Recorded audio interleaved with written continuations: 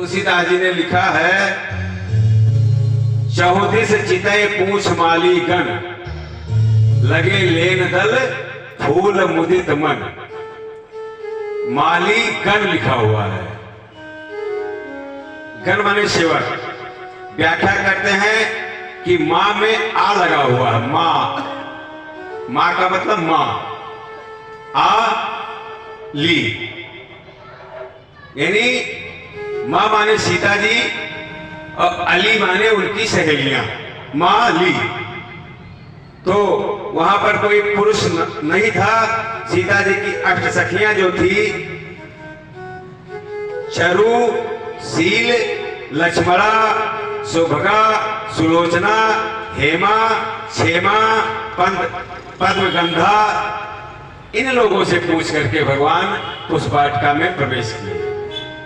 और ये अंतरंग सखियां हैं, जहां पे सीता जी होती हैं वहां 24 घंटे रहती हैं। जब परम्बा प्रकट हुई सिंहासन पे, उस समय भी ये 8 सखियां उनके साथ थी।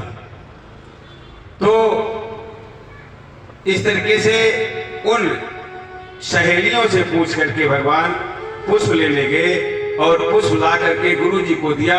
और गुरु जी को जो पुष्प वाटिका में घटना घटी, वह सारी बात, कोई भी बात छुपाई नहीं, बता दी।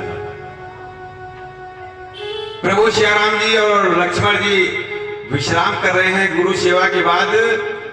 तो राम जी आधी रात को उठ के बैठ गए और लक्ष्मण से बोले, भैया सवेरा हो गया, जल्दी उठो।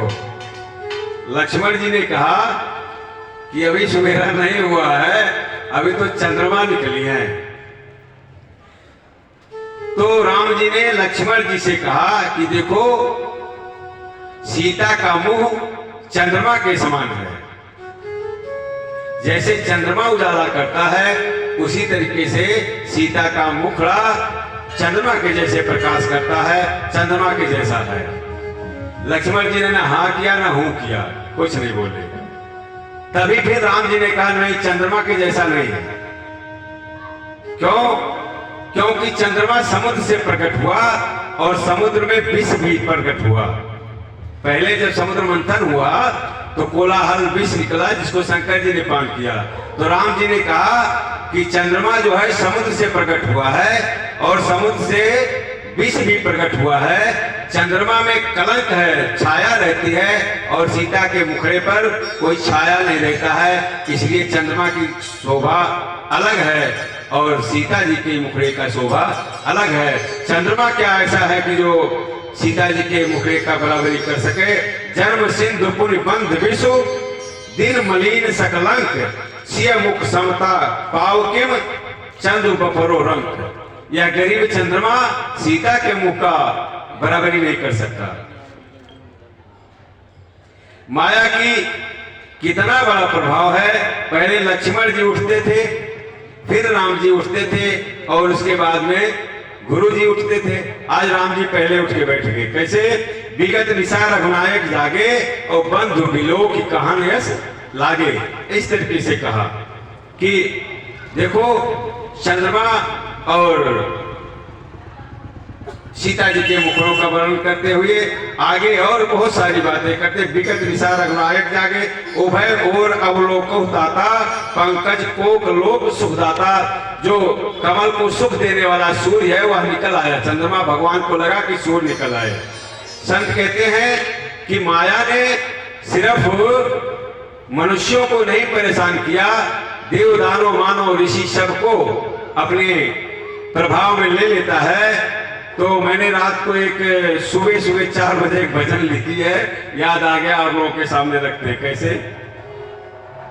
मायापत की माया भगवान को चल रही है, मायापत की माया भगवान को चल रही है, मायापत की माया भगवान को चल रही है, मायापत की माया भगवान को चल।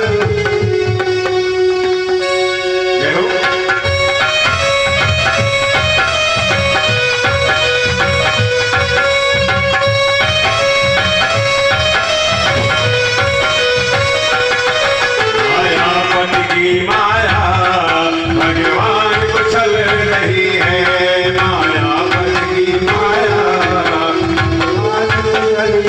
भक्ति और माया दोनों स्त्री का स्वरूप बताया है। बाबा तुलसीदास जी कहते हैं माया भगत कहे सबको, नारी पर जाने सब को, दोनों को माया कहा गया है। और स्त्री भी माया है और भक्ति भी माया है। तो यहाँ भक्ति स्वरूपी माया है। लेकिन संतों का चिंतन है कि प्रभु श्री राम जी इतनी माया से विकल हो गए, इतना सीता जी से प्रभावित हो गए कि आधी रात को उठ करके बैठ गए।